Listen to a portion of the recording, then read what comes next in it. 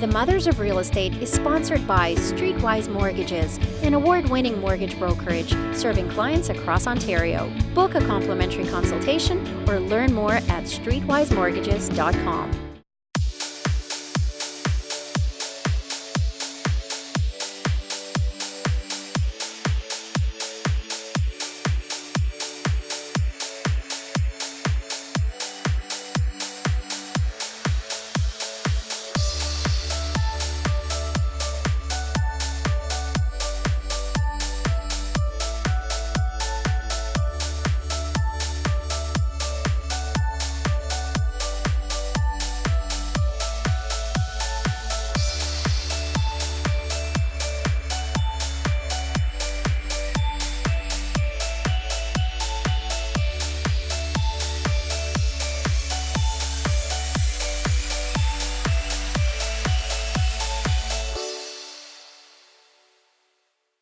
Thank you for joining us today. Mothers of Real Estate is about inspiring and educating women, especially mothers, to explore the possibilities that real estate can offer in order to move you towards the goals that matter to you and your family, both emotionally and financially. My friends, my co-hosts, Monika Jazyk and Rachel Oliver are here with me today, and we're going to discuss a critical component of the real estate investment process, finding great deals. That really is the starting point, isn't it, ladies? There's a saying in real estate that goes, great deals aren't found, they're created, right? Like it really is all about that. And we all have different strategies when it comes to this. Yeah, absolutely. Well, with my strategy is probably the most different one from both of you. I am a rent-to-own expert, and I helped credit-challenged home buyers get into home ownership and overcome some of their down payment or credit issues in order to do so. So for me, finding a great deal actually starts by finding the right family to help. And then we take that family house hunting. Yeah. It's an interesting beginning position. I mean, and Monika, what about you? How do you go about finding great deals? Well, as you know, I do buy, rent, holds, and I think the key, if you're going to do a buy, rent, hold, is finding a great area where not everyone else is necessarily looking, with the strong economic fundamentals, but really with an achievable lower price point, but still a higher rental income. It's true, and I mean, really, at the end of the day, creating great deals, finding great deals, but creating them is such a critical component to real estate investing and successful real estate investing that we have dedicated such a huge chunk of our course to exploring that issue and really teaching people how they can do it themselves. With student rentals, though, before we jump into those details, with student rentals, how do you create great deals? Well, that's a great question. So, of course, I also, like Monika, look to the economic fundamentals of the wider area where I'm investing. But to create a great student rental, I try to find houses that are suitably big, and I try to add in an extra bedroom or two to it, because really the cash flow situation in student rentals is what makes it so appealing. So the more bedrooms I can have, the better my cash flow. So that's one of the ways where I try to create a great deal. Because the students pay per bedroom. Exactly, right? They pay per bedroom, not per house. So are you one of those people that actually squeezes like 8 students into one tiny house? I can just picture it now. And turn the laundry room into 4 bedrooms. That's the sardine business. I'm not in the sardine business. I'm in the real estate business. So, like, I'm the mother of 4 kids too. So I have no interest in shoving and cramping a ton of young adults into a room together. Plus, they're too smelly to get too close. Yes. So I try to find a house that's big enough to, number one, safely house as many people as possible, but safely and comfortably. So it really is a balancing act between finding a house that's big enough to put as many rooms as you can and without squishing people like sardines. And this is interesting too, because I love that, because as a buy, rent, hold specialist, a lot of these homes, we buy in a lot of similar regions, they will not cash flow as a single family property. It's very difficult. So say if we're charging $1,700 a month rent for one family, you're able to divide it up into these 6, 7 rooms. And I mean, some of your properties are getting over about 3,000 cash flow, no? This is it. So it's really about taking the property you have and trying to think of ways, conceive of ways where you can squeeze as much income out of it. So and it's for the me, exact same property.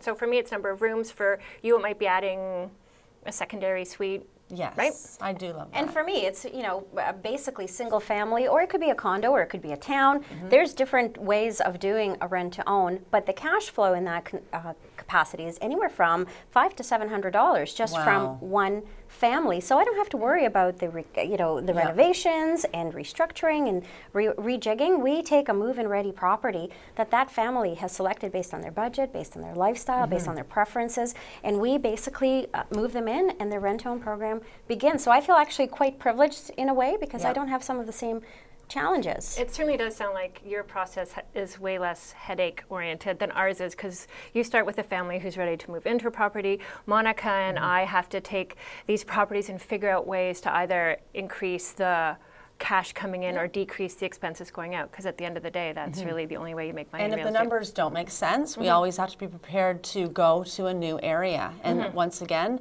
like we talked about before, the economic fundamentals in that area has to make sense. So. Yeah.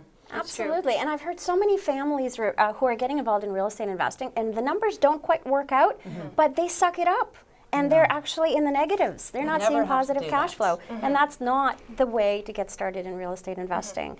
So the whole strategy of figuring out how to create great deals, that is not limited to just one student rental, buy, rent, hold, or rent to own. Great points, ladies. It's time for us to take a break. Stay with us. Our upcoming guest is a designer turned investor who now creates incredible deals by designing and building luxury turnkey properties. You won't want to miss this. We'll be right back.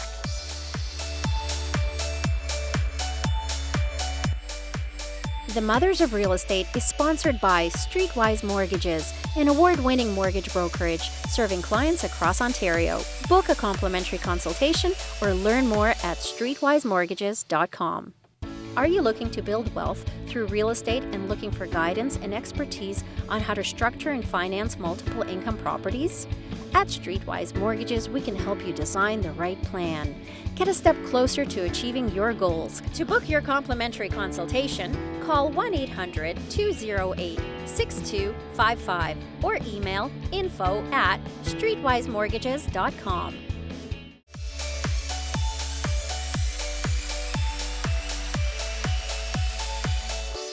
Welcome back to the Mothers of Real Estate.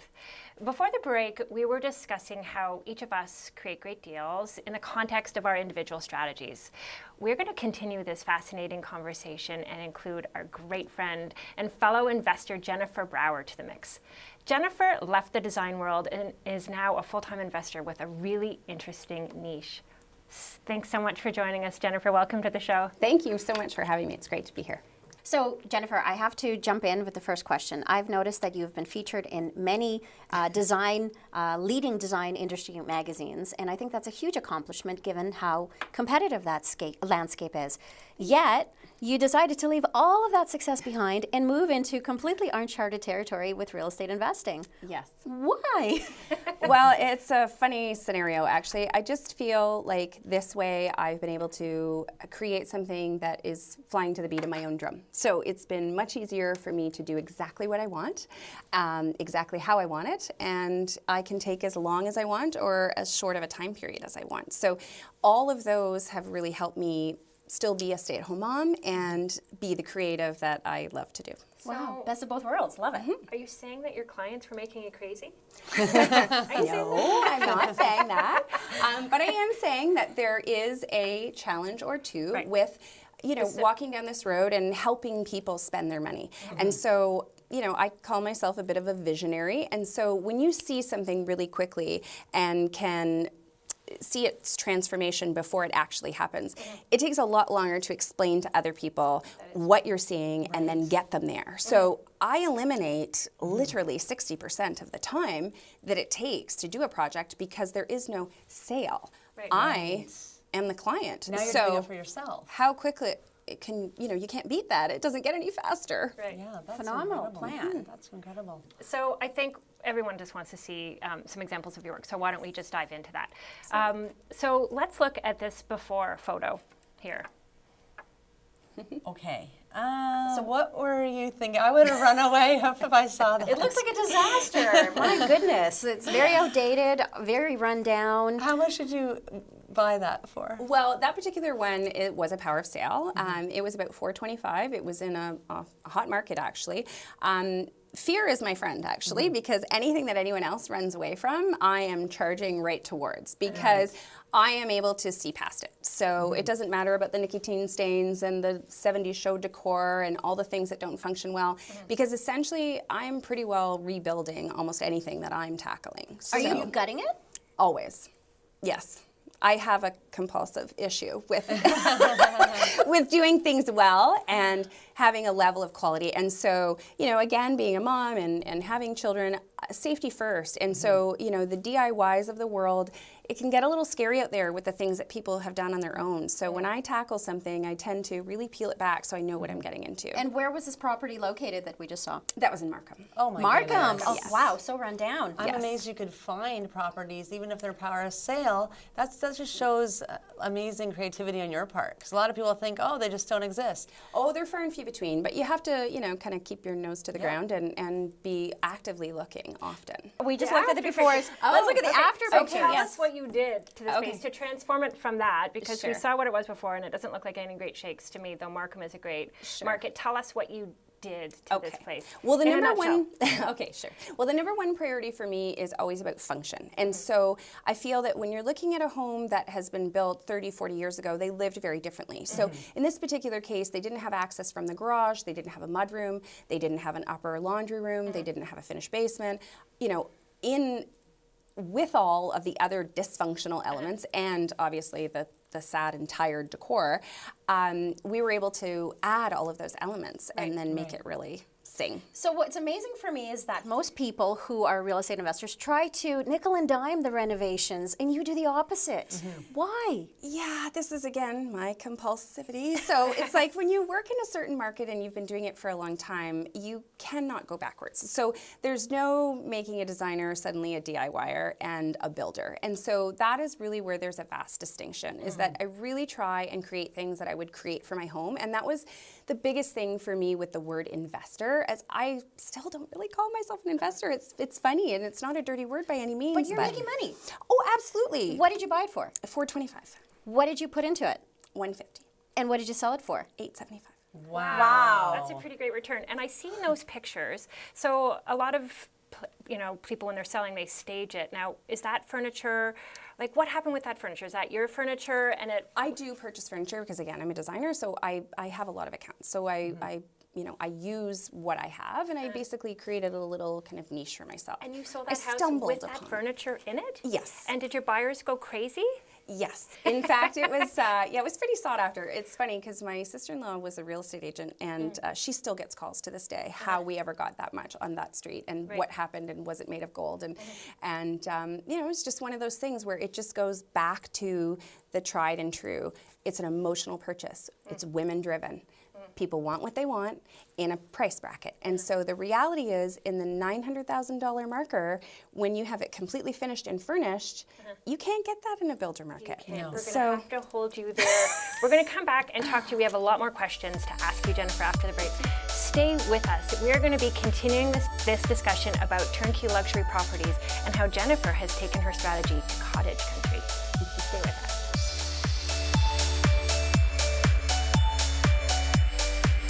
The Mothers of Real Estate is sponsored by Streetwise Mortgages, an award-winning mortgage brokerage serving clients across Ontario. Book a complimentary consultation or learn more at streetwisemortgages.com.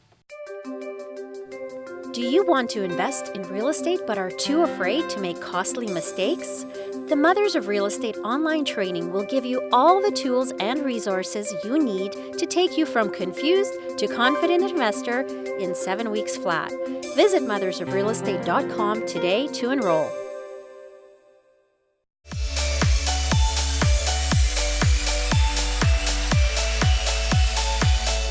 Welcome back. Before our break, Jennifer was telling us and sharing her before and after photos of a luxury flip and explaining how she uses her design expertise to create great deals. Now we want to talk to you about what you're up to today. Absolutely. Yeah.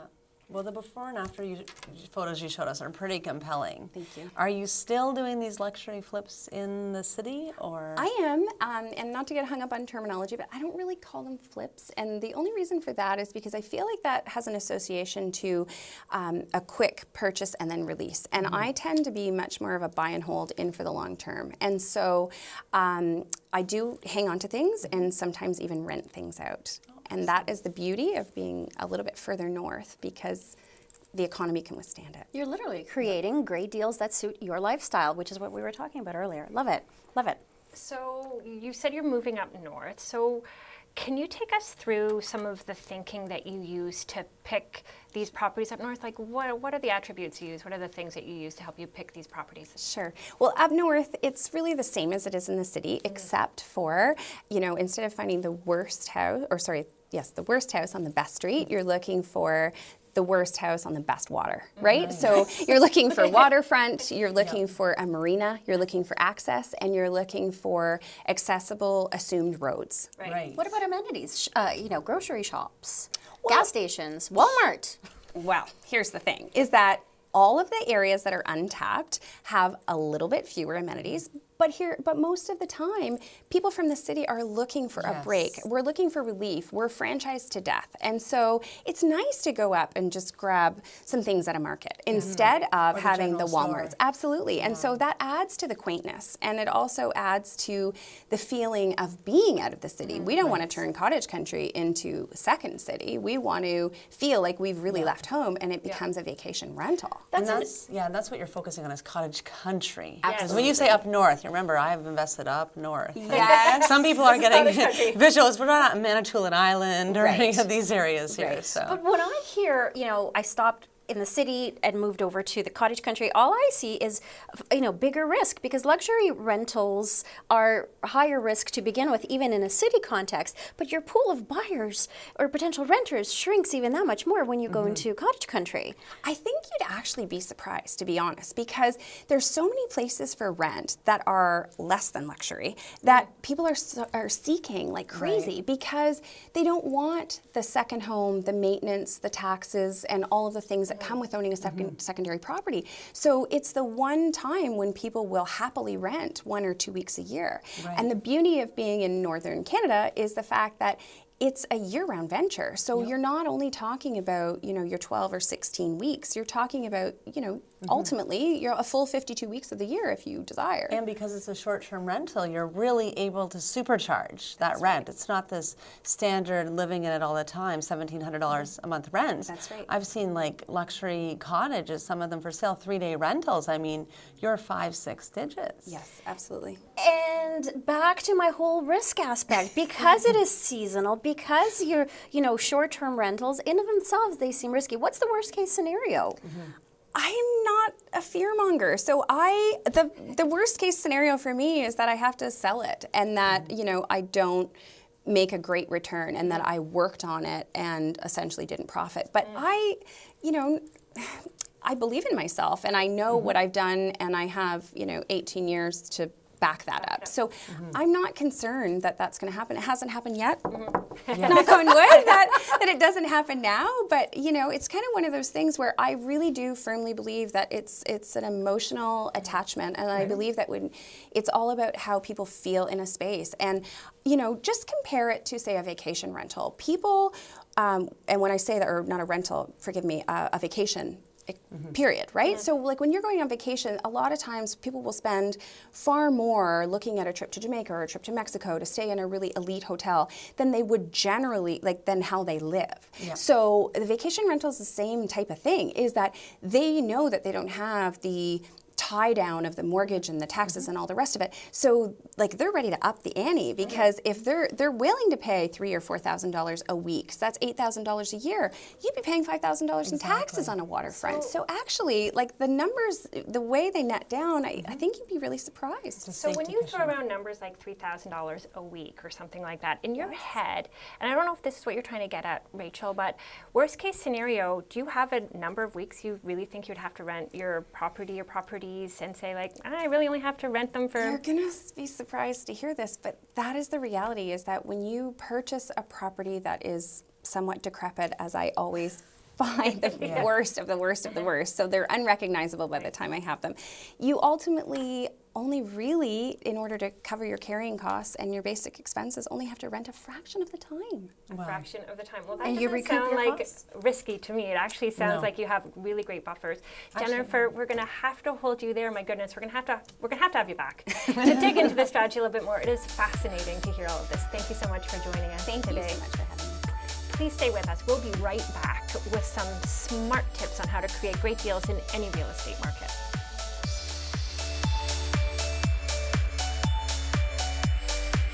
The Mothers of Real Estate is sponsored by Streetwise Mortgages, an award-winning mortgage brokerage serving clients across Ontario. Book a complimentary consultation or learn more at streetwisemortgages.com.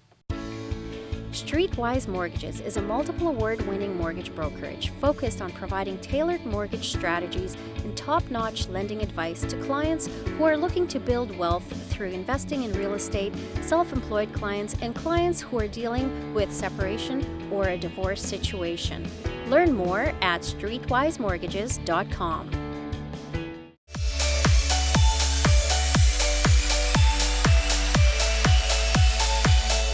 Welcome back to the Mothers of Real Estate.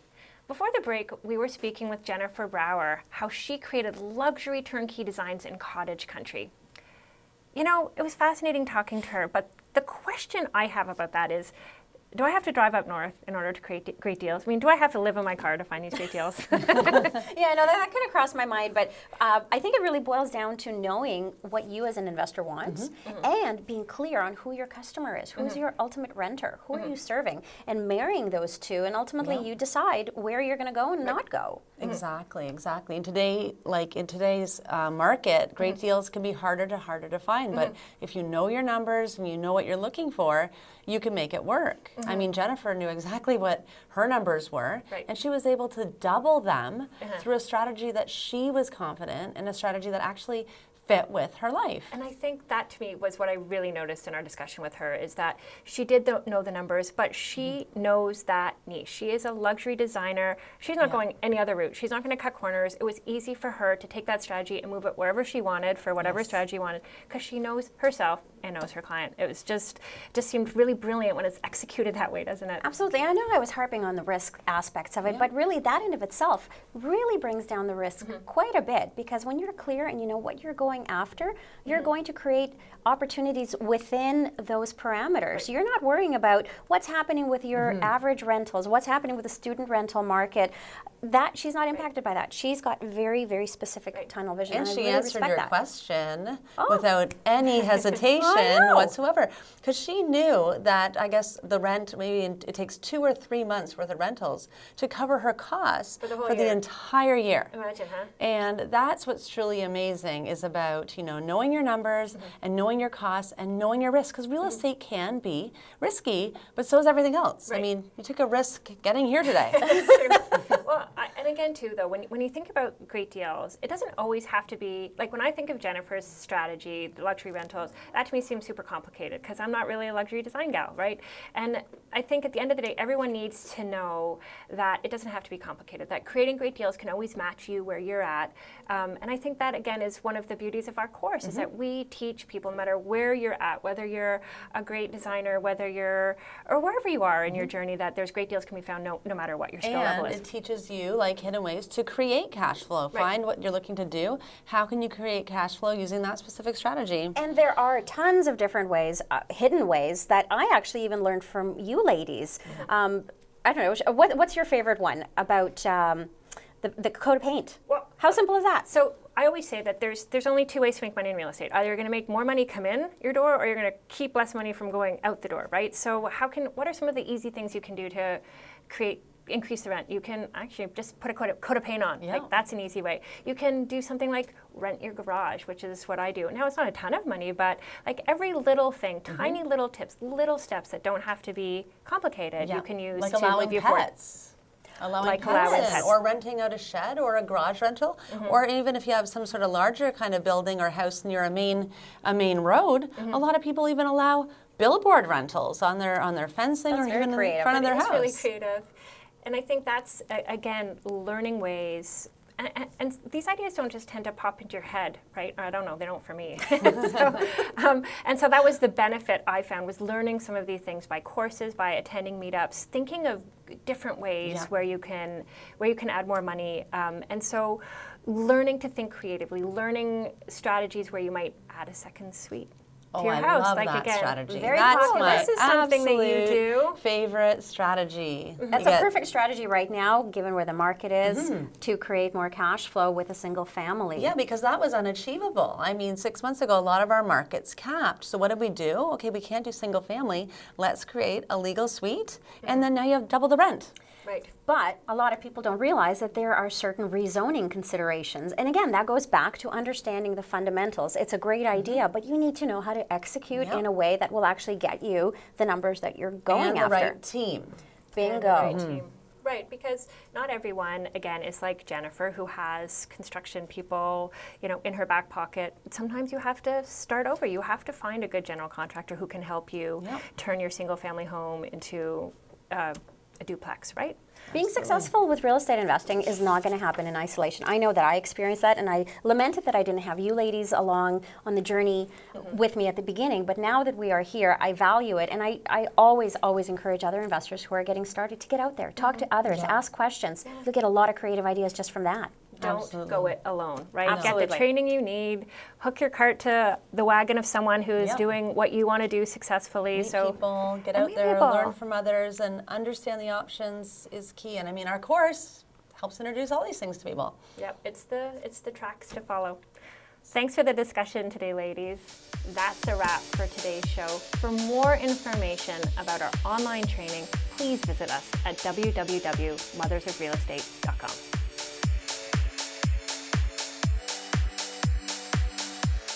The Mothers of Real Estate is sponsored by Streetwise Mortgages, an award-winning mortgage brokerage serving clients across Ontario. Book a complimentary consultation or learn more at streetwisemortgages.com.